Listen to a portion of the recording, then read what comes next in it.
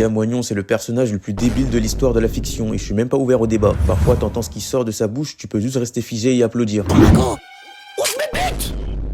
Il y a beaucoup trop de défauts mentaux à la fois qui ont rendu ce personnage drôle et iconique comme il l'est. Il est naïf, inculte et hyperactif à la fois. Et attention, ça lui arrive de réfléchir et quand il le fait, c'est là où tu te rends compte que le poteau, on peut rien faire pour lui, il va rester ancré dans la débilité à vie. La vie est magique, la vie est magique. Combien de fois je l'ai entendu celle-là? Mais si la vie est magique et que la magie n'existe pas, alors c'est que la vie non plus n'existe pas. Mec, il a pas de... Le poteau, il a voulu s'asseoir à la table d'Aristote et Platon, mais il oublie vite qu'il s'appelle Moignon. Toute cette remise en question et cette philosophie pour conclure par C'est dingue. Pourquoi faire?